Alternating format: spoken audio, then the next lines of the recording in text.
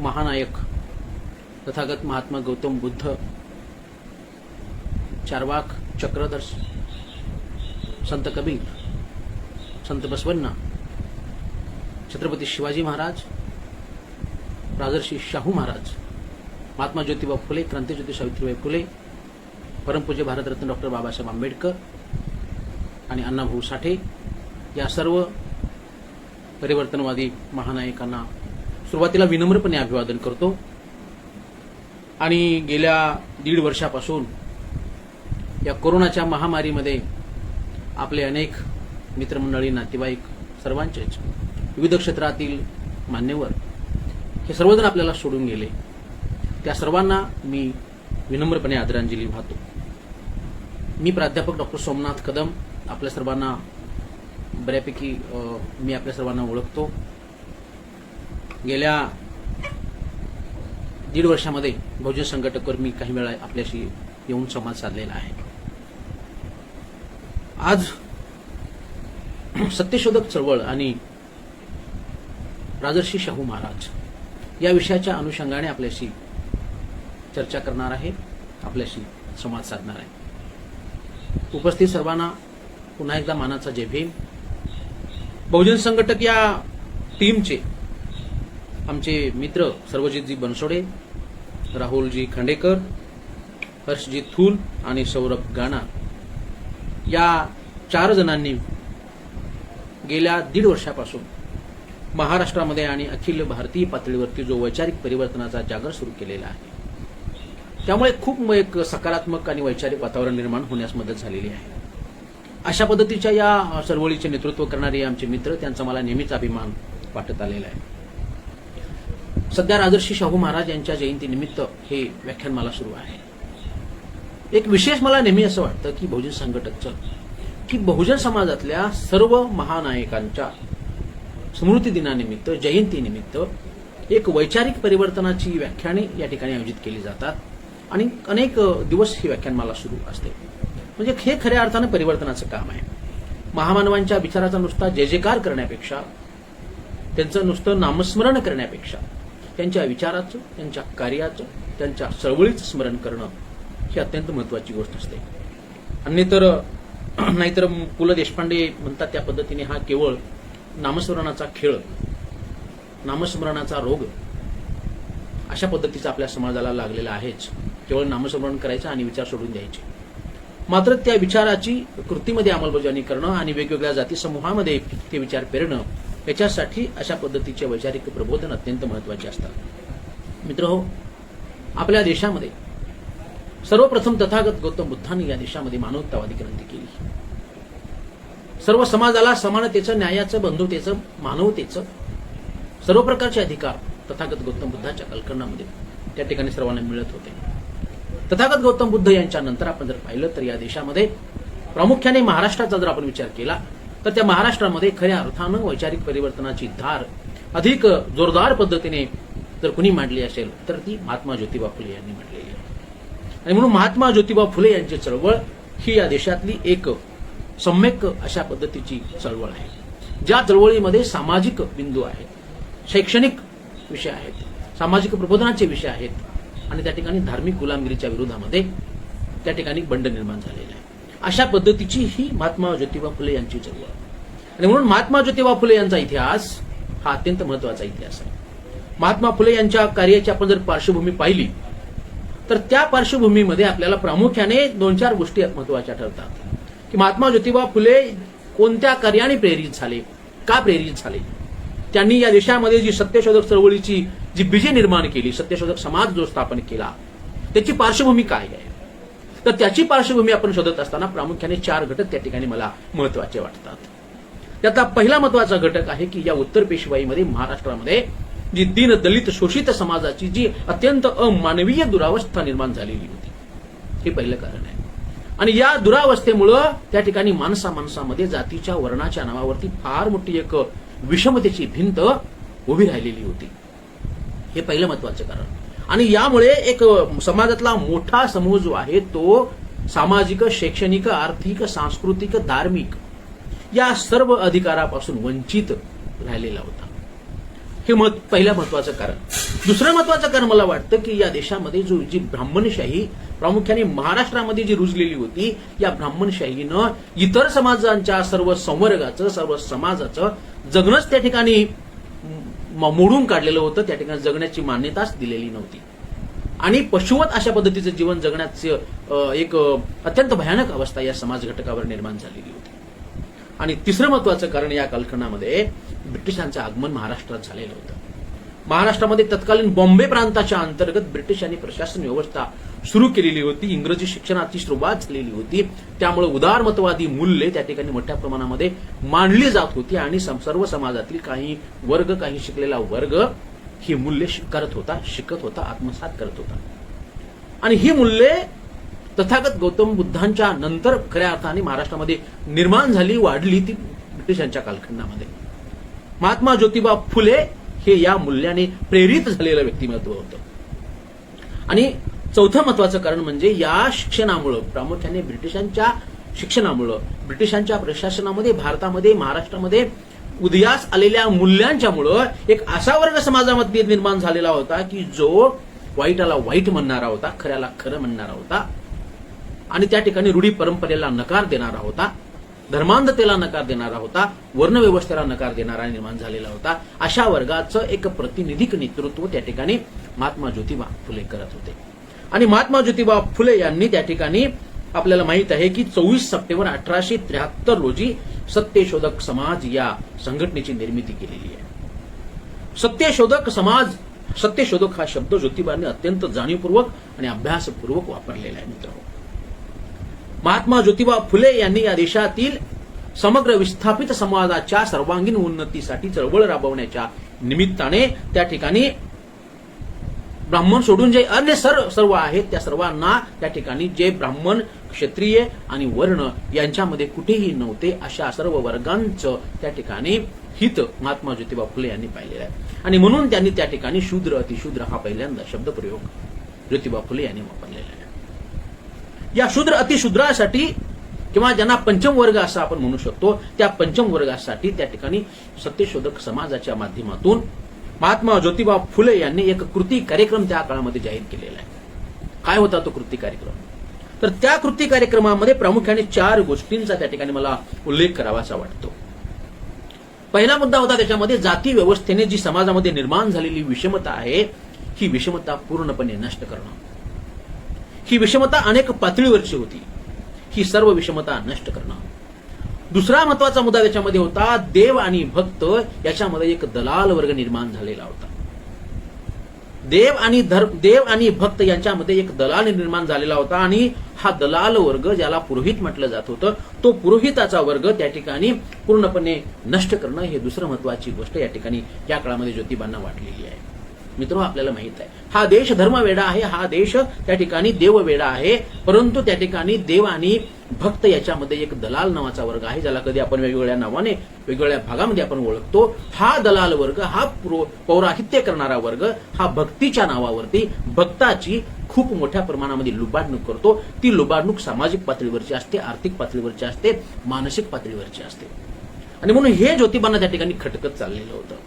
तिसरा मुद्दा ज्योतिबांना त्या ठिकाणी करायचा होता की जो ब्राह्मणेतर समाज आहे, त्या ब्राह्मणेतर समाजामध्ये शिक्षणाचा प्रसार मोठ्या प्रमाणामध्ये करणं हे अत्यंत महत्वाचं होतं. आपल्याला माहित आहे आपल्याकडे ब्राह्मण सोडून अन्य लोकांच्या समूहाला त्या ठिकाणी हातात लेखणी धरणं त्या ठिकाणी गुन्हा मानलेला होता. अशा पद्धतीची संस्कृती आपली आहे. आणि चौथा मुद्दा या ठिकाणी ज्योतिबांना अपेक्षित होता तो म्हणजे इंग्रज जे या देशामध्ये आलेले आहेत, जे महाराष्ट्रामध्ये आलेले आहेत, त्या इंग्रजांशी त्या ठिकाणी जमेल तेवढा सलोखा निर्माण करणं आणि त्यांनी ते सरकारच्या माध्यमातून जे काही योजना राबवत आहेत, मग शिक्षणाच्या समाजासाठी असतील, त्या सर्व योजनांचा अधिक लाभ घेऊन त्या ठिकाणी या समाजाचा विकास करणं, याच्यासाठी या ठिकाणी सत्यशोधक समाज या संघटनेची निर्मिती ज्योतिबांनी केलेली आहे. आणि म्हणून या सत्यशोधक समाजाच्या माध्यमातून महात्मा ज्योतिबा फुले यांनी वंश, जात, धर्म या सर्वांना त्या ठिकाणी विरोध केला आणि एक माणूस म्हणून माणसाची ओळख निर्माण झाली पाहिजे, याच्यासाठीच नियोजन आणि याच्यासाठीचा प्रसार करण्यासाठी वेगवेगळ्या माध्यमांचा अत्यंत चपखलपणे, अत्यंत प्रभावी पद्धतीने वापर महात्मा ज्योतिबा फुले यांनी केलेला आहे. आणि ब्रिटिश कालखंडामध्ये महाराष्ट्रामध्ये सर्वप्रथम मूलभूत मानवीय अधिकाराची मागणी करणारा पहिला समाज सुधारक म्हणजे महात्मा ज्योतिबा फुले आहे. ज्यांनी या देशातील वंचित शोषित वर्गासाठी त्या ठिकाणी मूलभूत मानवी अधिकारांची मागणी केलेली आहे. म्हणून सत्यशोधक चळवळ जी आहे ती पूर्णपणे लोकशाहीवादी आहे. सत्यशोधक चळवळ जी आहे त्या ठिकाणी विभूती पूजा मान्य करणारी नाही, तर ती बुद्धिवादी विचार करणारी आहे. खऱ्याला खरं आणि खोट्याला खोटं म्हणणारी अशा पद्धतीची ही चळवळ आहे. आणि म्हणून बुद्धिवाद हा या सत्यशोधक चळवळीचा आधार आहे. या सत्यशोधक चळवळीने या महाराष्ट्रामध्ये खूप मोठं वैचारिक परिवर्तनाचं वातावरण निर्माण केलेलं आहे. मित्र, पुण्यामध्ये जरी महात्मा ज्योतिबा फुले कार्यरत असले तरी त्या एकूणच सामाजिक, शैक्षणिक, सांस्कृतिक, धार्मिक प्रबोधनाचा वसा आणि वारसा संपूर्ण त्या काळातील महाराष्ट्रामध्ये आणि अखिल भारतीय पातळीवरती त्या ठिकाणी खूप मोठा, अत्यंत प्रभावशाली अशा पद्धतीचा तो प्रभाव पडलेला आपल्याला दिसून येतो. आणि मग साहजिकच कोल्हापूरच्या राजर्षी शाहू महाराजांच्या यांच्यावरचे तर तो प्रभाव पडणं ही साहजिक आणि महत्वाची गोष्ट आहे. आपल्याला माहित आहे मित्र हो, महात्मा ज्योतिबा फुले यांना बाबासाहेब आंबेडकर यांनी गुरु मानलं आणि बाबासाहेब आंबेडकरांना राजर्षी शाहू महाराजांनी मदत केलेली आहे. म्हणजे हे सगळे जे महामानव आहेत त्या महामानवांचे विचार हे एकमेकात गुंफलेले आहेत. आपण फुले, शाहू, आंबेडकरांचा महाराष्ट्र म्हणतो ना, तर या फुले, शाहू, आंबेडकर या तीन शब्दामध्ये, या तीन महानायकामध्ये एक खूप मोठी ताकद आहे. ती विचाराची आहे, ती परिवर्तनाची आहे. आणि म्हणून ही ताकद अधिक मोठ्या प्रमाणामध्ये निर्माण करण्यासाठी अशा पद्धतीच्या संघटना, अशा पद्धतीचे उपक्रम हे अत्यंत महत्वाचे ठरत असतात.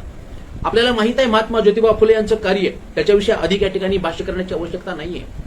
आपल्याला पुढे जायचंय. महात्मा ज्योतिबा फुले यांनी राबवलेली जी चळवळ होती, सत्यशोधक चळवळ, सत्यशोधक समाजाची चळवळ, ती चळवळ महात्मा फुले यांच्या नंतर सुद्धा त्या ठिकाणी काही काळ मोठ्या प्रमाणामध्ये चालू होती. आणि ती चळवळ पुढे नेण्याचं काम त्या ठिकाणी नारायण मेघाजी लोखंडे असतील, कृष्णराव भालेकर असतील, आणि खूप सारी नावं त्या ठिकाणी आपल्याला घेता येतात. सत्यशोधक चळवळीच्या माध्यमातून ही चळवळ महाराष्ट्रामध्ये चालू होती.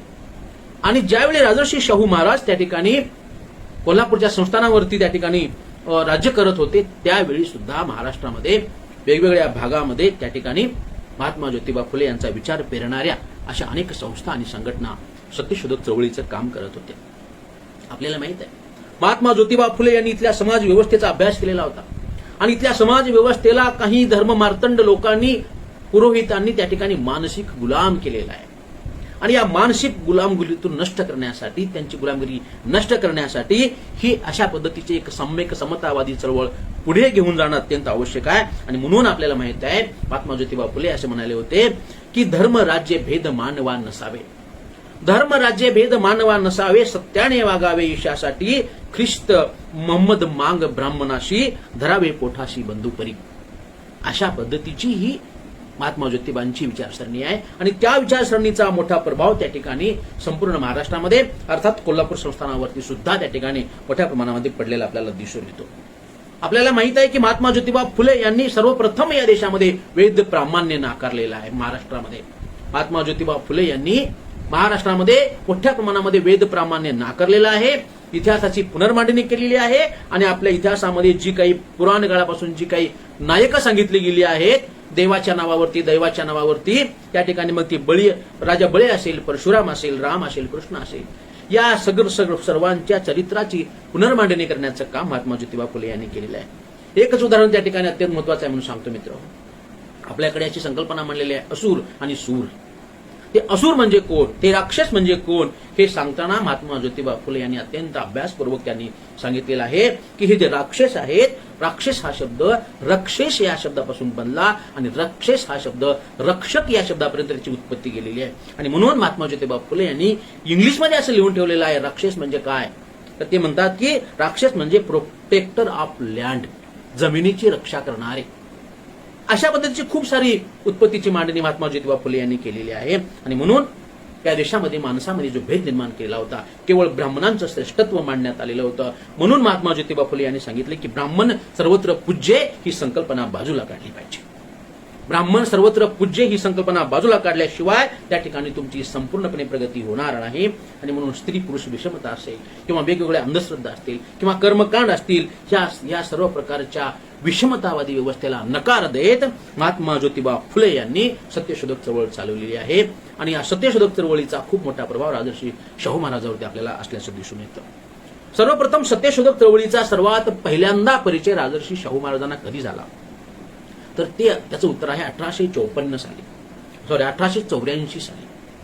1884 साली राजर्षी शाहू महाराज पुणे दौऱ्यावर गेलेले होते. आणि ते पुणे दौऱ्यावर गेले असताना वेगवेगळ्या संस्था आणि संघटनांच्या माध्यमातून शाहू महाराजांचा त्या ठिकाणी सत्कार होत होता. आणि हा सत्कार करत असताना त्या ठिकाणी कृष्णराव भालेकर यांनी शाहू महाराजांचा सत्कार केला आणि सांगितलं की हा सत्कार आम्ही सत्यशोधक समाजाच्या वतीने करीत आहोत. आणि त्यांनी सत्यशोधक समाज म्हणजे काय याची पहिल्यांदा त्या ठिकाणी मांडणी राजर्षी शाहूंच्या समोर एका छोटीखानी भाषणामध्ये केली. आणि महाराजांना या सत्यशोधक समाजाचं फार मोठं आकर्षण निर्माण झालं की काय आहे हा सत्यशोधक समाज. आणि म्हणून त्यांनी त्या चळवळीची कुतूहलापोटी अधिक माहिती राजर्षी शाहू महाराजांनी मिळवली. हे महत्वाचं कारण पहिलं, महाराजांना या महात्मा ज्योतिबा फुले यांच्या चळवळीविषयी अधिक माहिती मिळाली. म्हणजे राजर्षी शाहू महाराज या सत्यशोधक चळवळीकडे का आकर्षित झाले, त्याचं पहिलं कारण म्हणजे महात्मा ज्योतिबा फुले यांचं व्यक्तिमत्व. महात्मा ज्योतिबा फुले यांच्या एकूण कार्याचा फार मोठा पगडा, फार मोठा प्रभाव शाहू महाराजांच्यावरती होता मित्र. आणि त्यांनी निर्माण केलेल्या सत्यशोधक समाजाची जेव्हा त्यांना माहिती मिळाली तेव्हा अत्यंत आनंद झाला आणि त्यांनी कुतूहलापोटी अधिक माहिती जमा केली आणि त्यांच्या डोक्यामध्ये प्रकाश पडला की आपल्याला सुद्धा या ठिकाणी काहीतरी करता येण्यासारखं आहे. आणि तिसरा महत्वाचा मुद्दा म्हणजे या दरम्यानच्या कालखंडामध्ये जे वेदोक्त प्रकरण झालं होतं मित्र हो, त्या वेदोक्त प्रकरणामुळे राजर्षी शाहू महाराजांना खऱ्या अर्थाने झळ जर बसली असेल तर ती या प्रकरणामुळे बसली. त्या वेदोक्त प्रकरणाविषयी या ठिकाणी भाष्य करण्याला आपल्याकडे वेळ नाहीये, परंतु महाराजांनाही या प्रकरणाने जाणीव झाली की माझ्यासारख्या राजा माणसाला जर ही ब्राह्मण्यवादी व्यवस्था अशा पद्धतीनं अमानवी वागवत असेल, अशा पद्धतीनं दुजाभाव करत असेल तर सामान्य माणसाचे काय हाल असतील, आणि म्हणून या 3 घटना, महात्मा फुलेंचं व्यक्तिमत्व, या सत्यशोधक चळवळीचा पुण्यामध्ये झालेला परिचय आणि वेदोक्त प्रकरण, या 3 प्रकरणामुळे राजर्षी शाहू महाराजांना आरपार बदललेले आहेत. त्याच्या मनामध्ये सत्यशोधक समाजाविषयी खूप मोठ्या प्रमाणामध्ये जनजागृती करण्याचा त्यांनी प्रयत्न केलेला आहे आणि तो वेगवेगळ्या प्रसंगाच्या माध्यमातून तो आपल्याला दिसून येतोय. आणि म्हणून महात्मा फुले यांचे विचार आणि राजर्षी शाहू महाराज यांचे विचार हे कशा पद्धतीने अत्यंत जुळणारे होते ते मांडण्याचा आम्ही प्रयत्न करत आहे. आपल्याला माहित आहे राजर्षी शाहू महाराजांनी महात्मा फुलेंना त्या ठिकाणी कशा पद्धतीने आदर्श चळवळीमध्ये मानलेलं होतं ते आपल्याला माहित आहे. या ठिकाणी महात्मा फुलेंचं आपल्याला माहित आहे ईश्वर म्हणजे काय, निर्मिक म्हणजे काय हे सांगत असताना महात्मा फुले म्हणाले होते की त्यांनी ईश्वराला निर्मिक असा शब्द वापरलेला होता आणि सत्य हाच धर्म. धर्म म्हणजे काय तर सत्य हाच धर्म महात्मा फुले म्हणतात आणि ईश्वराला ते निर्मिक असा शब्द वापरतात. सेम टू सेम या ठिकाणी राजर्षी शाहू महाराज म्हणतात की धर्म म्हणजे काय तर धर्म म्हणजे देवाजवळ पोहोचण्याचा मार्ग म्हणजे धर्म आहे. आणि खरा धर्म कोणता हे सांगत असताना शाहू महाराज म्हणतात की खरा धर्म तोच आहे जनी जनार्दन यांचं हित पाहतो तोच खरा धर्म आहे. जनी जनार्दनांचं हित पाहतो तोच खरा धर्म आहे. आणि कोणताही धर्म, ज्या धर्मामध्ये कर्मकांड आहे तो धर्म हा खरा धर्म असू शकत नाही. अशा पद्धतीची रोखटोक विचारसरणी महाराजांची आपल्याला दिसून येते. त्याचं कारण महात्मा ज्योतिबा फुले यांचा फार मोठा प्रभाव त्यांच्या एकूण जीवनावरती त्या ठिकाणी निर्माण झालेला होता. दुसरे एक उदाहरण या ठिकाणी मी तुम्हाला आवर्जून सांगेल. 1918चं उदाहरण आहे त्यांना, म्हणजे फार उशिराच्या कालखंडातलं आहे परंतु ते उदाहरण या ठिकाणी मला महत्वाचं वाटतं. राजर्षी शाहू महाराज त्या ठिकाणी गुजरातमध्ये नवसारी या ठिकाणी गेलेले होते. नवसारी या ठिकाणी एक परिषद आयोजित केलेली होती आणि त्या परिषदेमध्ये राजर्षी शाहू महाराज उपस्थित आहेत. या परिषदेमध्ये राजर्षी शाहू महाराजांनी 3 सुधारकाचा उल्लेख केलेला आहे. त्याच्यामध्ये सुरुवातीला उल्लेख शाहू महाराज महात्मा ज्योतिबा फुले यांचा करतात, त्याच्यानंतर केशवचंद्र सेन यांचा उल्लेख करतात आणि स्वामी दयानंद सरस्वती यांचा उल्लेख करतात. या 3 व्यक्तींचा, या 3 सुधारकांचा फार मोठा प्रभाव सुद्धा शाहू महाराजांवर असल्याचं आपल्याला दिसून येतं.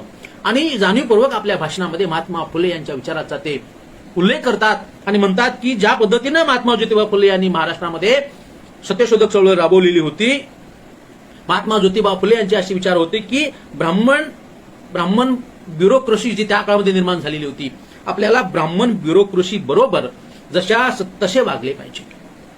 ब्राह्मण ब्युरोक्रेसी याचा अर्थ ब्राह्मणांची प्रशासन व्यवस्था त्यांनी जी निर्माण केली होती त्या व्यवस्थेला आपण जशा तसे वागण्याची आवश्यकता आहे. आणि कोणत्याही धर्मविद्येचा आणि खऱ्या धर्माचा प्रवेश जर या दक्षिण भूमीमध्ये व्हायचा असेल तर सत्यशोधक समाजासारख्या वेगवेगळ्या संस्थांनी ही भूमी अधिक योग्य तयार करणं गरजेचं आहे. राजर्षी शाहू महाराजांच्या भाषणामध्ये ही भाषण आपल्याला सापडतं. ते असं म्हणतात, म्हणजे ते गुजरातमध्ये गेले होते म्हणून त्यांनी असा उल्लेख केला असेल. दक्षिण भूमी म्हणजे ही गुजरातच्या खालची दक्षिण भूमी, या एकूणच दक्षिण भूमीमध्ये, दक्षिण भारतामध्ये म्हणूया आताच्या भाषेमध्ये, या दक्षिण भारतामध्ये जर आपल्याला खऱ्या धर्माचा उदय करून घ्यायचा असेल, खऱ्या धर्माचा प्रवेश व्हायचा असेल, तर आपल्याला काय करावं लागेल? सत्यशोधक समाजाच्या संस्थांनी त्याला पोषक अशा पद्धतीची भूमी म्हणजे पोषक अशा प्रकारचं वातावरण निर्माण करावं लागेल. अशा पद्धतीचं भाषण त्या ठिकाणी राजर्षी शाहू महाराज करतात. हे खूप उशिराचं मी तुम्हाला सांगितलं. त्याच्या आधी त्या ठिकाणी राजर्षी शाहू महाराज कोल्हापूर संस्थानामध्ये त्या ठिकाणी त्यांनी सत्यशोधक समाज या संघटनेची स्थापना केलेली आहे.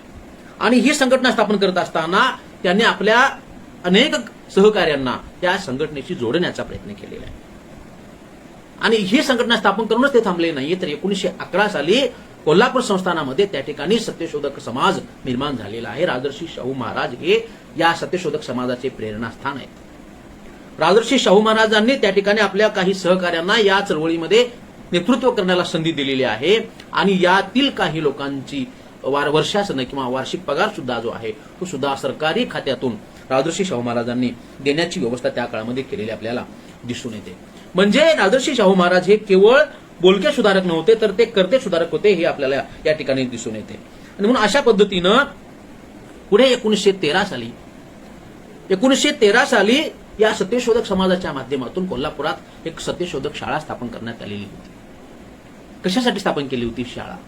तर याचा उद्देश असा होता की बहुजन समाजातली जी मुलं आहेत, जे ब्राह्मणेतर समूहातली जी मुलं आहेत, त्या मुलांना बाकीच्या सगळ्या पौराहित्याचे विधी त्यांना शिकता आले पाहिजेत. ब्राह्मणाशिवाय सर्व प्रकारची कार्य पार पाडण्याची क्षमता बहुजन समाजामध्ये निर्माण झाली पाहिजे. त्याच्यासाठी म्हणून ही सत्यशोधक शाळा स्थापन करण्यात आलेली होती. आणि या सत्यशोधक शाळेच्या व्यवस्थापनाचे नेतृत्व त्या ठिकाणी विठ्ठलराव डोणे नावाचे धनगर समाजाचे कार्यकर्ते त्या काळामध्ये करत होते. हे जे डोणे आहेत, हे डोणे त्यांच्या सोबतीला हरिभाऊ चव्हाण होते, त्याच्यानंतर श्रीपतराव चव्हाण होते. हे सर्व कार्यकर्ते सत्यशोधक समाजाचं काम करत होते. आणि या तिघांनाही राजर्षी शाहू महाराजांनी आपल्या सरकारी तिजोरीतून त्या ठिकाणी त्यांचा पगार मंजूर करण्यात केल्याचं आपल्याला दिसून येतं. आणि याचा उद्देश असा होता की सत्यशोधक विधी त्या ठिकाणी पूर्णपणे सत्यशोधक विधी त्या ठिकाणी करता आले पाहिजेत आणि जे ब्राह्मण्यवादी विधी आहेत ते मागे पडले पाहिजेत.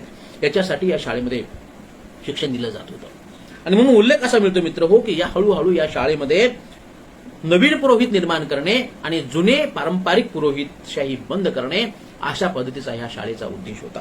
आणि 1913 साली या शाळेमध्ये 1513 धार्मिक संस्कार या सत्यशोधक शाळेतील बहुजन समाजाच्या पोरांनी म्हणूया, बहुजन समाजाच्या मुलांनी वेगवेगळ्या प्रकारचे धार्मिक संस्कार केलेले होते.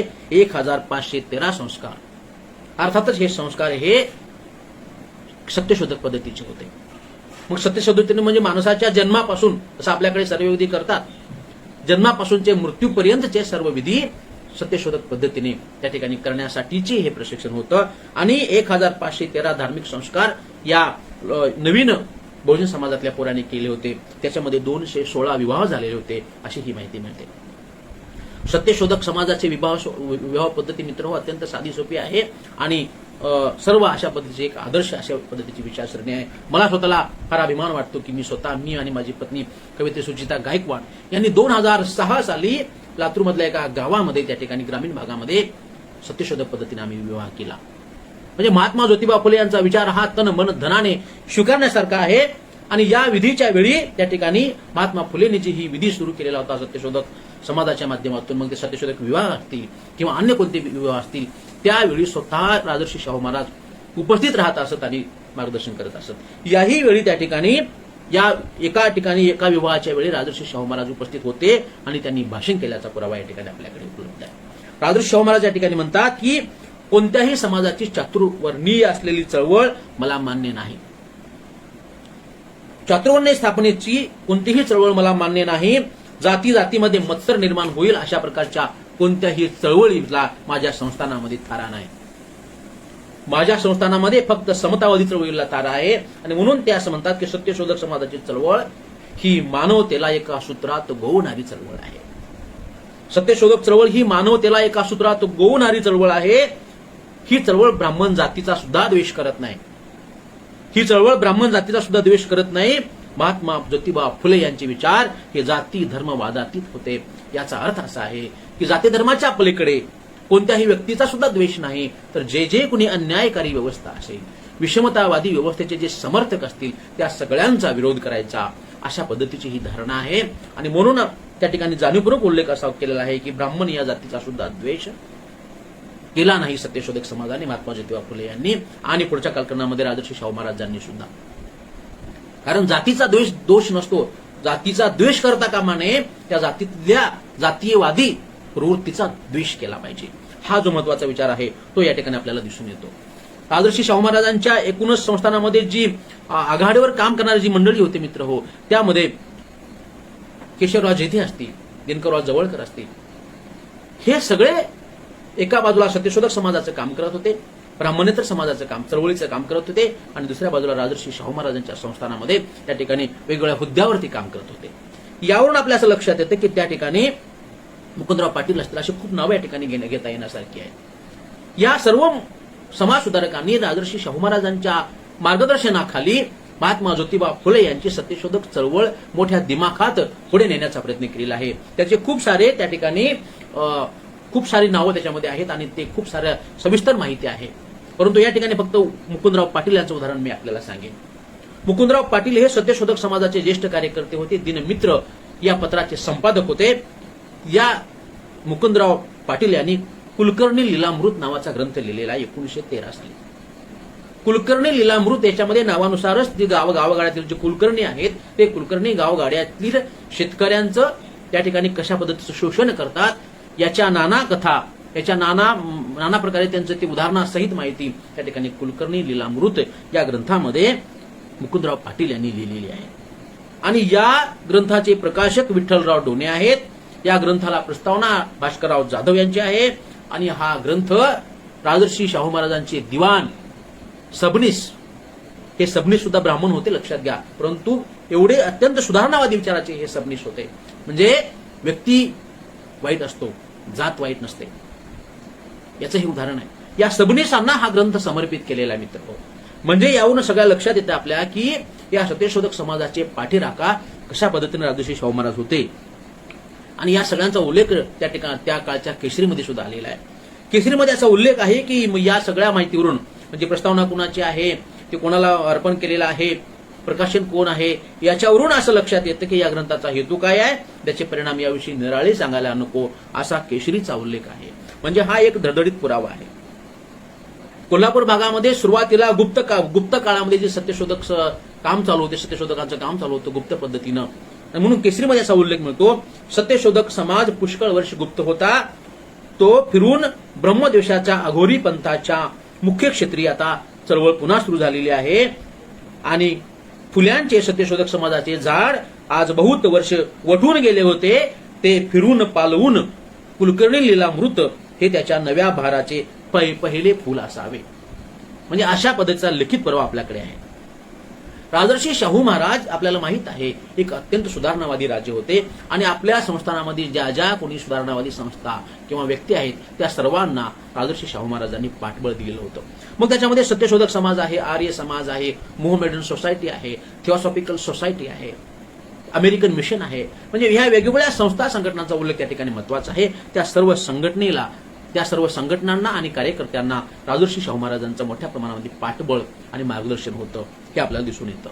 या कालखंडामध्ये महात्मा ज्योतिबा फुले यांचे विचार हे महाराजांच्या मनामध्ये सातत्यानं कशा पद्धतीने होते आणि ब्राह्मणेतर समाजाची प्रगती कशा पद्धतीनं झालेली होत होती याचा सर्व इतिवृत्त महाराजांच्या अनेक पत्रातून आपल्याला दिसून येतं. या कालखंडामध्ये रॉबर्टसन यांना लिहिलेल्या पत्रामध्ये राजर्षी शाहू महाराजांचा एक उल्लेख आहे. तो उल्लेख या ठिकाणी महत्वाचा आहे.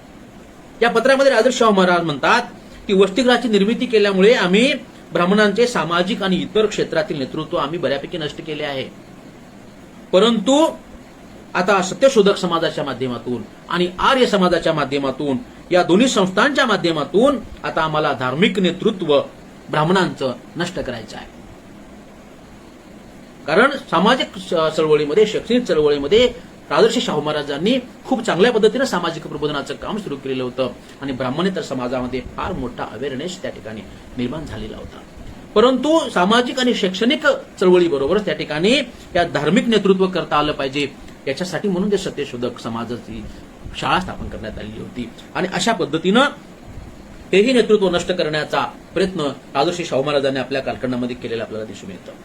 या ठिकाणी एक आपण गोष्ट लक्षात ठेवली पाहिजे. महाराजांच्या जीवनामध्ये 1918 हे वर्ष अत्यंत महत्वाचं मानलं गेलेलं आहे. क्रांतिकारी स्वरूपाचं हे वर्ष 1918 आहे.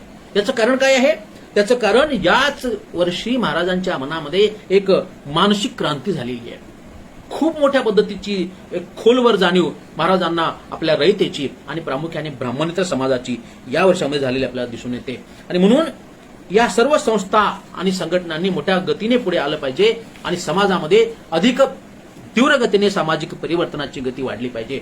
याच्यासाठी राजर्षी शाहू महाराजांनी वेगवेगळ्या संस्थांची त्या ठिकाणी समन्वय साधण्याचा प्रयत्न केलेला आहे. मित्र, मध्यकालीन भारताच्या इतिहासामध्ये अकबर नावाचा राजा होऊन गेला आपल्या सर्वांना माहित आहे. आणि अकबराने इबादत खाना स्थापन केला होता, म्हणजे प्रार्थना गृह स्थापन केलं होतं. आणि त्या इबादत खान्यामध्ये वेगवेगळ्या धर्मपंडिताशी अकबर चर्चा करीत असे आणि त्याच्या लक्षात आलं की एकही धर्म चांगला नाही आणि म्हणून अकबराने दिने इलाही नावाचा एक नवीन धर्म स्थापन केला. हे उदाहरण यासाठी सांगतो आहे की राजर्षी शाहू महाराज सुद्धा एका टप्प्यावर अशा अवस्थेत पोहोचलेले होते की त्यांनी वेगवेगळ्या संस्थांची चर्चा करण्याचा प्रयत्न चालवलेला होता. मग ते आर्य समाजाची चर्चा करायचे, थिओसॉफिकल सोसायटीची चर्चा करायचे, सत्यशोधक समाज, ब्राह्मो समाज, अशा वेगवेगळ्या संस्थांची आणि संघटनांची ते चर्चा करायचे आणि त्या माध्यमातून समाजाचे पुनरुत्थान, सामाजिक प्रगती अधिक गतीनं कशा पद्धतीने होईल हे लक्षात आल्यानंतर त्यांना समजलं की सत्यशोधक समाज आणि त्यातल्या त्यात सत्यशोधक समाज आणि आर्य समाज याच्यावरती शाहू महाराजांची विशेष मर्जी होती. विशेष प्रकारची आर्थिक मदत या संस्थांना शाहू महाराजांनी केलेली होती. थोडक्यात त्याचं उदाहरण पाहत असताना आपल्याला असं दिसतं की आर्य समाजामध्ये आणि सत्यशोधक समाजामध्ये एक मोठा फरक होता. तो फरक असा होता की आर्य समाजाची जी धार्मिक परंपरा आहे ती थोडीशी वेगळी होती. वेदापलीकडे काही नाही अशा पद्धतीची या आर्य समाजाची धारणा होती. सत्यशोधक समाजाचं मात्र तसं नव्हतं.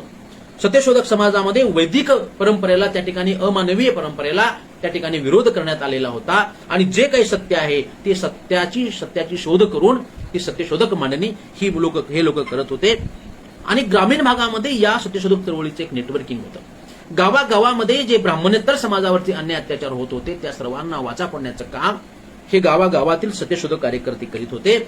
आणि या सत्यशोधक समाजाच्या कार्यकर्त्यांचा त्या ठिकाणी कळत नकळत राजकारणामध्ये, त्या ठिकाणी म्हणजे शाहू महाराजांच्या दरबारामध्ये, शाहू महाराजांच्या प्रशासनामध्ये एक वेगळा दबदबा निर्माण झालेला होता. आणि ही चळवळ बुद्धिवादावर आधारित होती, विज्ञानावर आधारित होती. आणि म्हणून सत्यशोधक चळवळ ही समाजामध्ये एक सम्यक विचार निर्माण करू शकली, सम्यक विचार पोहोचवू शकली. याची अनेक उदाहरणं आहेत आपल्याला मित्र. एकच उदाहरण तुम्हाला थोडक्यात सांगतो. गंगाराम कांबळेला राजर्षी शाहू महाराजांनी हॉटेल काढून दिलं ह्या सर्वांना माहित आहे. परंतु गंगाराम कांबळेचा अजून एक महत्वाचा मुद्दा या ठिकाणी मी आपल्याला सांगतो जो इतिहासामध्ये फारसा परिचित नाही.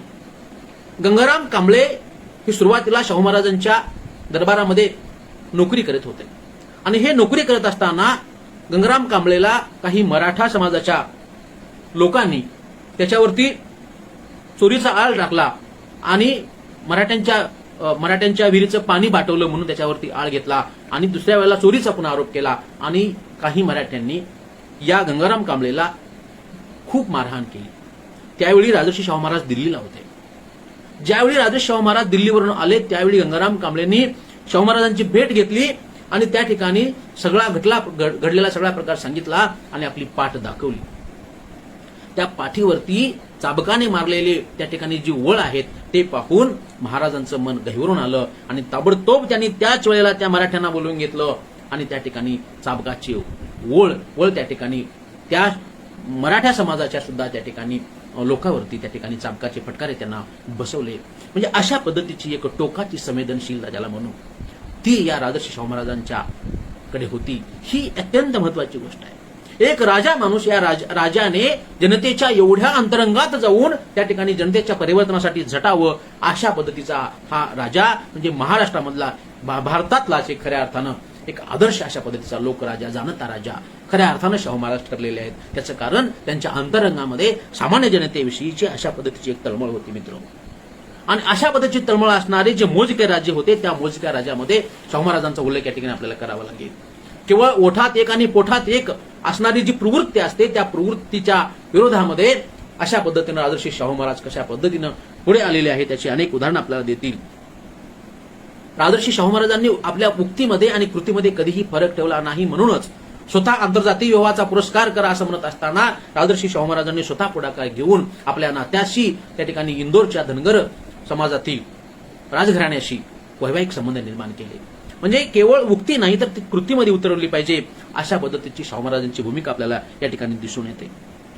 सर्व प्रकारचं जातीचं निर्मूलन करणे आणि कर्मकांडाचं निर्मूलन करणे, त्याचबरोबर ब्राह्मणांची पुरोहितशाही नष्ट करणे आणि ज्या शास्त्राचं जोखड इथल्या बहुजन समाजाच्या मनावरती निर्माण झालेलं आहे ते दूर करण्यासाठी राजर्षी शाहू महाराजांनी सत्तेचा पुरेपूरपणे वापर केलेला आपल्याला दिसून येतो. सामाजिक संघटनांच्या माध्यमातून, शिक्षण प्रसाराच्या माध्यमातून, सामाजिक स्वावलंबन असेल, आर्थिक स्वावलंबन असेल, धार्मिक सुधारणा असतील, या सर्वच्या सर्व माध्यमातून शाहू महाराजांनी सत्यशोधक विचार समाजामध्ये पेरण्याचा प्रयत्न केलेला आपल्याला दिसून येतो. राजर्षी शाहू महाराजांनी इंदोरच्या गुंडोपंत पिशवीकर या कार्यकर्त्याला एक पत्र लिहिलं होतं. गुंडोपंत पिशवीकर हे इंदोरचे एक कार्यकर्ते आहेत आणि त्यांना लिहिलेल्या पत्रामध्ये शाहू महाराज म्हणतात की इंदोरमध्ये आंतरजातीय विवाह मोठ्या प्रमाणात व्हावेत, असे वातावरण निर्माण करण्यासाठी तुम्ही कशा पद्धतीचे संस्कार करा, त्या ठिकाणचं वातावरण करा, कशा पद्धतीची चळवळ निर्माण करा, अशा पद्धतीचे एक खाजगी पत्र या गुंडोपंत पिशवीकरांना शाहू महाराजांनी पाठवलेलं होतं. आणि सत्यशोधक समाजाची अधिकात अधिक प्रचार करण्यासाठी त्या काळामध्ये स्वतः पुढाकार घेऊन शाहू महाराजांनी सत्यशोधक जलसे स्थापन केलेले आहेत. मित्रहो, सत्यशोधक जलसा ही अत्यंत महत्वाची गोष्ट आहे. ज्या जलशाची परंपरा नंतर आंबेडकर जलशाने नंतर अत्यंत समर्थपणे पुढे नेली, ते सत्यशोधक जलसे कोल्हापुरात प्रामुख्याने राजर्षी शाहू महाराज यांच्या प्रेरणेने निर्माण झाले. महाराष्ट्रात आपल्याला माहित आहे, महाराष्ट्र असं म्हणतात की मराठी माणूस दोन गोष्टीमध्ये अधिक रमतो. एक म्हणजे उसाच्या फडात आणि दुसरं म्हणजे लावणीच्या फडात. तर याची जाणीव शाहू महाराजांना होती. म्हणून या कलेचा अत्यंत चांगला उपयोग सामाजिक प्रबोधनासाठी करावा आणि म्हणून या ठिकाणी तमाशाच्या रूपामध्ये त्याच्यात बदल करून, क्रांतिकारी सामाजिक परिवर्तनवादी बदल करून त्या ठिकाणी सत्यशोधक जलसे निर्माण करण्यात आले आणि कोल्हापूरमध्ये अशा पद्धतीच्या जलशांना स्वतः शाहू महाराज त्या ठिकाणी त्यांना मदत करत असत. या तमाशामध्ये जो नखरेलपणा होता, जो थोडासा अश्लीलपणा होता, तो सगळा बाजूला सारला आणि त्या ठिकाणी सत्यशोधक समाजाचे विषय घेऊन मग सावकारशाही असेल, गावगाड्यातील ब्राह्मणशाही असेल, पुरोहितशाही असेल, शेतकऱ्यावर होणारा अन्याय अत्याचार असेल, अशा पद्धतीच्या सगळे कथानकं बदलली. पुराणामध्ये कथानकं बंद झाली आणि गावगाड्यातील घडणारे प्रसंग कथेच्या रूपामध्ये मांडले जाऊ लागले आणि त्या ठिकाणी समाजाचं वास्तव समोर आणण्यासाठी अशा पद्धतीचे सत्यशोधक जलसे त्या ठिकाणी कोल्हापूर भागात निर्माण झाले. आणि या जलशामध्ये तो जलसा नीट बसला आहे की नाही, त्याची प्रत्येक भूमिका कशा पद्धतीनं बरोबर आहे की नाही, हे स्वतः राजर्षी शाहू महाराज जातीने लक्ष देत असत आणि रंगीत तालिमीला शाहू महाराज उपस्थित राहत असत. अशाही पद्धतीच्या नोंदी आपल्याला सापडतात. आणि म्हणून हा जो समाजातला जो वर्ग आहे त्या वर्गाचं प्रबोधन करण्यासाठी या जलशाचा फार मोठा परिणाम झाला. हे सत्यशोधक जलसे तत्कालीन ब्राह्मणावर, कर्मठ ब्राह्मणावर त्या ठिकाणी कठोर भाषेमध्ये टीका करत असत आणि मग या जलशाविरुद्ध अनेक तक्रारी सुद्धा त्या ठिकाणी महाराजांच्याकडे जात असत आणि अनेक कोर्ट केसेस सुद्धा त्या ठिकाणी काही जलशावरती झालेल्या होत्या. त्याही वेळी महाराज त्या जलशांच्या पाठीशी खंबीरपणे उभे राहिलेले आहेत. अशा पद्धतीनं जनमानसाची नाळ ओळखणारा राजा म्हणजे राजर्षी शाहू महाराज. या ठिकाणी राजर्षी शाहू महाराज आपल्याला माहिती आहे 1920 साली 31 मे आणि 1 जून 2020 रोजी जी अखिल भारतीय बहिष्कृत परिषद झालेली होती मित्रहो, त्या परिषदेमध्ये राजर्षी शाहू महाराज उपस्थित होते आणि त्या परिषदेमध्ये भाषण करताना त्यांनी पुन्हा सत्यशोधक समाजाचा आणि महात्मा फुले यांचा त्या ठिकाणी विचार पुढे मांडलेला आपल्याला दिसून येतो. या भाषणामध्ये शाहू महाराज म्हणतात की सत्यशोधक समाजाचे कार्यकर्ते ब्राह्मणांची लबाडी या जलशाच्या माध्यमातून चव्हाट्यावर आणतात. म्हणून काही ब्राह्मण चिडलेले आहेत आणि त्यांनी कोर्टामध्ये केसेस दाखल केलेले आहेत. शेकडो वर्ष त्या ठिकाणी स्वतः अन्याय अत्याचार केल्यानंतर हे सत्यशोधक जलसे बंद करावेत अशा पद्धतीच्या माझ्यावरती मागण्या येतात आणि हे ब्राह्मण वर्ग सरकारला तारा पाठवतात. सत्यशोधक समाजाविरुद्ध अशा तक्रारी करायला त्यांना लाज वाटली पाहिजे. हे स्वतः शाहू महाराजांचं वाक्य आहे. म्हणजे या ठिकाणी जे लोक त्या ठिकाणी सत्यशोधक जलशाला किंवा सत्यशोधक चळवळीला जे विरोध करत होते त्यांच्यावरती खरपूस अशा पद्धतीची टीका करण्यास सुद्धा शाहू महाराज मागे पुढे पाहिलेले आपल्याला दिसत नाहीत. मित्र हो, आपल्याला माहित आहे तत्कालीन सत्यशोधक समाजाच्या पैकी ब्राह्मणेतर कार्यकर्त्यापैकी त्या ठिकाणी प्रबोधनकार ठाकरे हे त्या कालखंडामध्ये शाहू महाराजांचे समकालीन आहेत. ते प्रबोधनकार ठाकरे हे अत्यंत पुरोगामी आणि अत्यंत परिवर्तनवादी व्यक्तिमत्व होतो हे आपल्या सर्वांना माहीत आहे. आणि या राजर्षी शाहू महाराजांच्या आणि प्रबोधनकार ठाकरे यांचा काही पत्रसंवाद उपलब्ध आहे. प्रबोधनकार ठाकरे यांना एका लिहिलेल्या पत्रामध्ये 1918 साली लिहिलेले पत्र आहे. त्या पत्रामध्ये शाहू महाराज म्हणतात की प्रबोधनकार ठाकरे समग्र वाङ्मयामध्ये याची नोंद आहे मित्र. ते पुढे म्हणतात की शाहू महाराज म्हणतात महात्मा ज्योतिबा फुले यांच्या सत्यशोधक तत्वांचा खूप प्रचार झाला पाहिजे. महात्मा ज्योतिबा फुले यांच्या सत्यशोधक तत्वांचा खूप प्रसार झाला पाहिजे. नुसते शहरी भागात शिकलेले लोक सुधारले म्हणजे देश सुधारला असे म्हणता येत नाही. नुसते शहरी भागातले लोक शिकले म्हणजे देश सुधारला असं म्हणता येत नाही. या कामासाठी म्हणजे या सुधारण्याच्या कामासाठी जिव्हाळ्याने काम करणारे शेकडो हजारो समाजसेवक पुढे आले पाहिजेत. शेकडो हजारो समाजसेवक पुढे आले पाहिजेत. शाहू महाराज पुढच्या वाक्यामध्ये म्हणतात हे पहा ठाकरे आम्ही व आमच्या संस्थानाने या कामाला आधीच हात घातलेला आहे. म्हणजे सत्यशोधक समाजाच्या माध्यमातून जी परिवर्तनाचं काम चालू होतं त्या कामाला आम्ही आधीच हात घातलेला आहे असं शाहू महाराज या ठिकाणी म्हणतात. म्हणजे सत्यशोधक समाजाच्या सत्यशोधक चळवळीमध्ये महाराजांची भूमिका कशा पद्धतीने होती हे आपल्याला दिसून येते.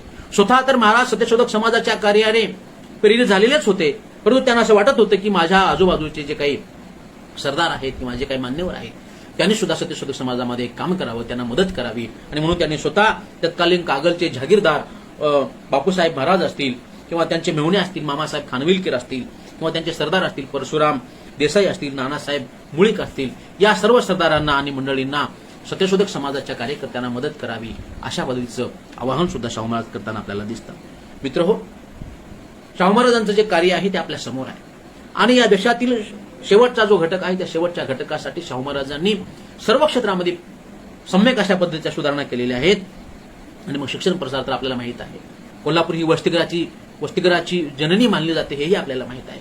वेगवेगळ्या 22 जातींची वसतिगृह शाहू महाराजांनी स्थापन केले होते. म्हणून आज कोल्हापूरचा माणूस हा शिक्षण क्षेत्रामध्ये आघाडी घेतलेला आपल्याला दिसून येतं. त्याचं कारण शाहू महाराजांच्या अत्यंत दूरगामी अशा पद्धतीच्या सकारात्मक धोरणामध्ये आपल्याला दिसून येतं. आणि जे काही छोट्या जाती जमातीचे लोक आहेत मित्र, त्या छोट्या जाती जमातीच्या लोकांना शाहू महाराजांनी स्वतःचं आडनाव दिलेलं आहे. कोल्हापूर भागामध्ये आमच्या कित्येक पाहुण्यांची आडनावं भोसले आहेत. अनेक भटक्या जाती जमातीच्या लोकांची आडनावं भोसले आहेत. त्याचं कारण शाहू महाराजांनी सांगितलं तुम्हाला आडनाव नाही ना, पाहिजे ते आडनाव घ्या, माझं आडनाव घ्या. म्हणजे अशा पद्धतीची भूमिका, सामान्य जनतेच्या विकासाची भूमिका शाहू महाराज घेऊ शकले. त्याचं कारण त्यांचं अंतरंग हे परिवर्तनवादी पुरोगामी विचाराने त्या ठिकाणी प्रेरित झालेलं होतं. आणि म्हणून शाहू महाराजांनी त्या ठिकाणी समाजातला जो शेवटचा घटक आहे, जो मागासवर्गीय घटक आहे, त्या मागासवर्गीयांसाठी, भटक्या जाती जमातीसाठी, सर्व शोषित घटकांसाठी शाहू महाराजांनी काम केलेलं आहे आणि ते उघडपणे केलेलं आहे. शाहू महाराज एका ठिकाणी म्हणतात की मागासवर्गीयांचं दुःख आणि दारिद्र्य नष्ट करण्यासाठी, त्यांना या दारिद्र्याच्या चिखलातून आणि दुःखाच्या चिखलातून बाहेर काढण्यासाठी मी माझं काम करत आहे. हे माझं पवित्र काम आहे आणि ते मी करत आहे. हे माझे पवित्र काम करण्यामध्ये मी मागासवर्गीयांची सेवा करतो असे नाही, तर मी मानवजातीची सेवा करतो आहे. आणि ही मानवजातीची सेवा करतो हीच माझी भावना आहे. म्हणजे दुःखी दरिद्री गरीब माणसाची सेवा हीच खऱ्या अर्थाने मानवतेची सेवा आहे. ही सेवा करतो आणि हे मी धन्य मानतो. अशा पद्धतीची भूमिका शाहू महाराजांनी माणसातच खऱ्या अर्थाने देव शोधण्याची भूमिका शाहू महाराजांनी कशी ठाम पद्धतीने मांडलेली होती हेही आपल्याला शाहू महाराजांच्या या भाषणातून आपल्याला दिसून येतं. परंतु हे लक्षात घेतलं पाहिजे मित्र हो, की कोणताही राज्यकर्ता हा जेव्हा राज्यकारभार करतो तेव्हा तो वेगवेगळ्या संस्था संघटनांशी समन्वय साधण्याचा प्रयत्न करतो. ही भूमिका आता सुद्धा लागू पडते. एखादा राजकारणी जेव्हा वेगवेगळ्या संस्था संघटनांना मदत करतो तेव्हा काही वेळा तो गुप्त भूमिका घेतो, काही वेळा ओपन भूमिका घेतो. ज्यावेळी ओपनपणे विचारलं गेलं शाहू महाराजांना सुद्धा तुम्ही सत्यशोधक आहात का, त्यावेळी शाहू महाराजांनी सांगितलं मी सत्यशोधक नाही.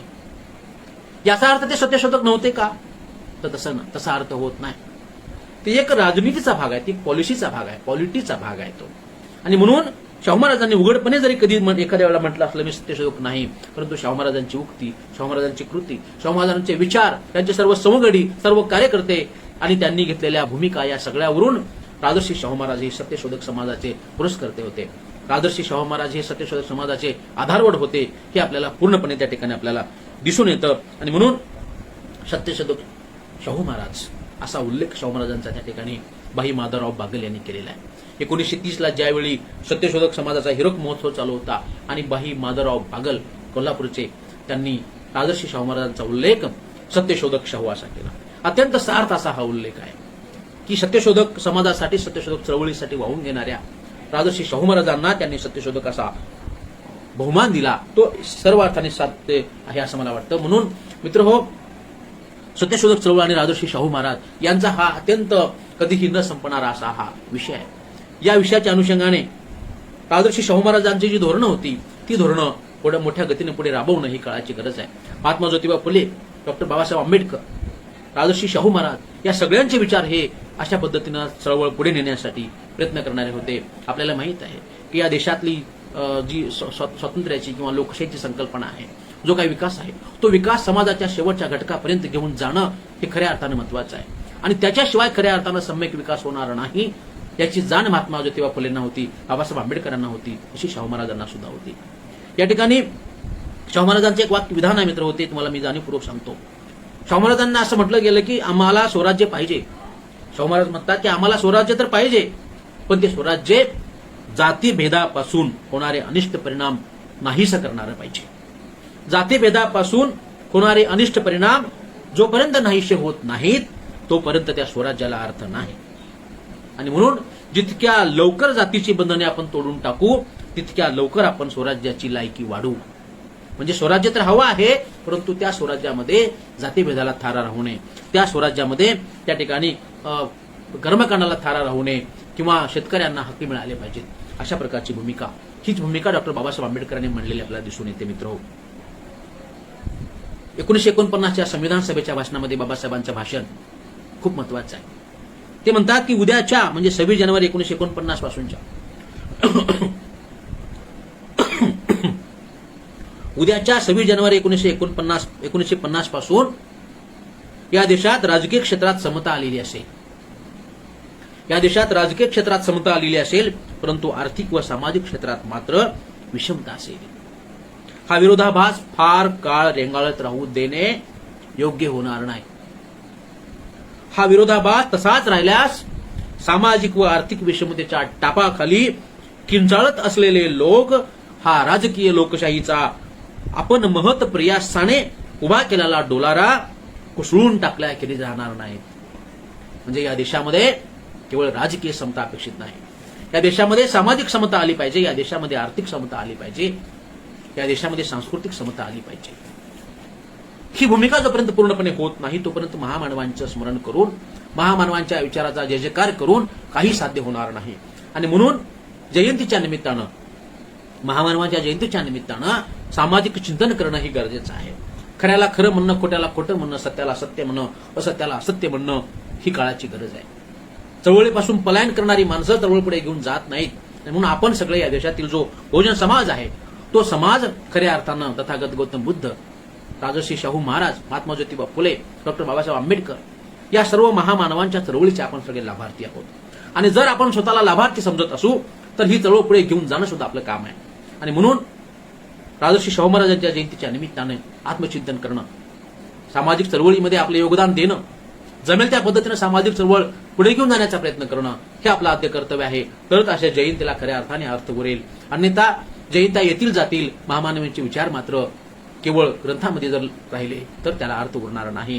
आणि म्हणून राजर्षी शाहू महाराज यांच्या जयंतीच्या निमित्तानं बहुजन संघटनेच्या माध्यमातून सुरू झालेला हा विचार जागर खऱ्या अर्थाने या देशातील परिवर्तनामध्ये चळवळ बुलंद करणार आहे. या सर्व चळवळीमध्ये काम करणाऱ्या सर्वांचं मी अभिनंदन करतो आणि राजर्षी शाहू महाराजांचे विचार आपण सर्वांनी समजून घेऊन त्या पद्धतीने कृती करावी अशा पद्धतीची अपेक्षा व्यक्त करतो. शाहू महाराजांच्या जयंतीनिमित्त सर्वांना शुभेच्छा देतो. आणि या ठिकाणी आपण सगळेजण खूप मोठ्या संख्येने या ठिकाणी या व्याख्यानाचा लाभ घेतला. सर्वांचं मनपूर्वक आभार मानतो. बहुजन संघटनेने आम्हाला ही संधी दिली त्यांचेही आभार मानतो. पुन्हा एकदा सर्वांना मानाचा जय भीम.